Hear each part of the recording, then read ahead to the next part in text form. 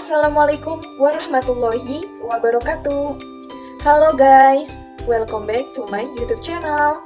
Bagaimana nih kabar sobat-sobat sekalian? Semoga senantiasa diberi kesehatan ya. Oke, kita langsung ke pembahasan ya. Kira-kira pada kali ini ada yang tahu tidak saya akan membahas mengenai materi apa? Coba tebak. Oke, daripada berlama-lama, langsung saja ke topik pembahasan ya.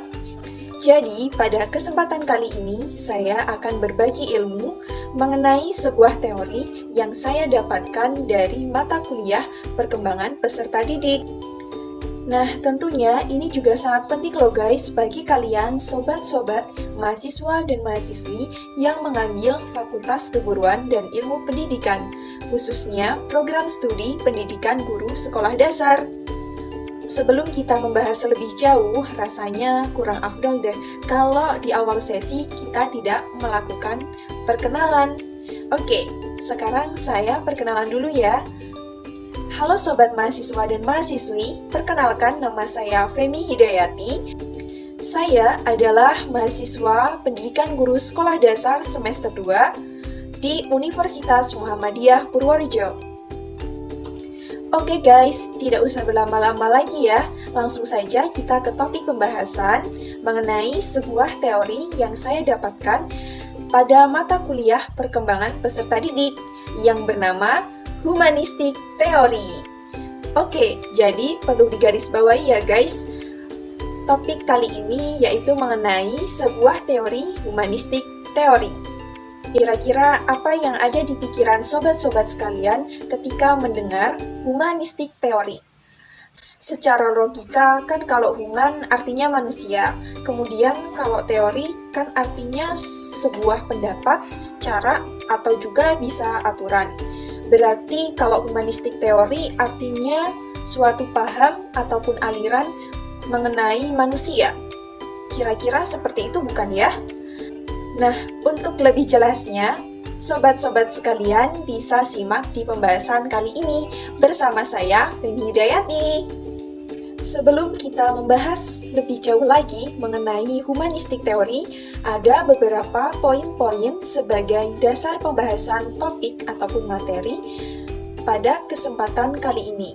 Nah, poin-poin tersebut ada 3 sobat. Yang pertama, penjelasan mengenai humanistik teori.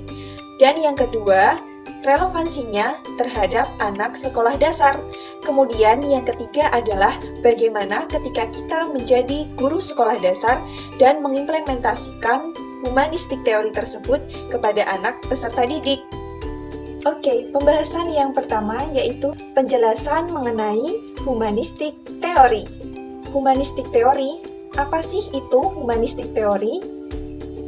Jadi, humanistik teori adalah salah satu pendekatan ataupun aliran dari psikologi yang menekankan kehendak bebas, pertumbuhan, pribadi, kegembiraan, kemampuan untuk pulih kembali setelah mengalami ketidakbahagiaan, serta keberhasilan dalam merealisasikan potensi manusia.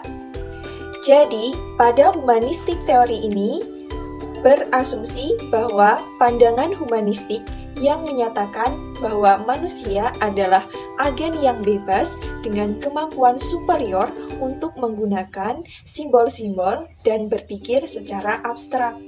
Artinya, di sini bahwa humanistik teori adalah teori perkembangan manusia di mana setiap manusia itu memiliki hak untuk menentukan pilihan hidupnya.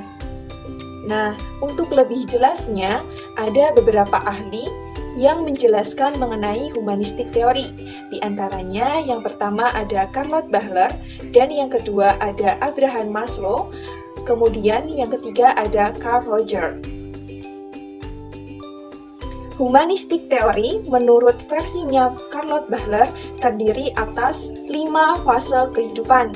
Yang pertama, fase di mana manusia berusia 0 hingga 15 tahun. Kemudian fase yang kedua, ketika manusia berusia 16 sampai 27 tahun. Fase yang ketiga berusia 28 hingga 47 tahun. Dan yang fase keempat berusia 48 tahun hingga 63 tahun. Dan yang terakhir, fase ketika manusia berusia 63 tahun hingga seterusnya. Oke, jadi menurut versinya Bahler, dijelaskan pada fase pertama yaitu ketika usia 0 hingga 15 tahun, bahwa anak itu mengalami pertumbuhan biologis progresif, di mana anak itu di rumah dan di hidupnya masih berpusat pada kepentingan yang sempit, contohnya pada sekolah dan keluarga.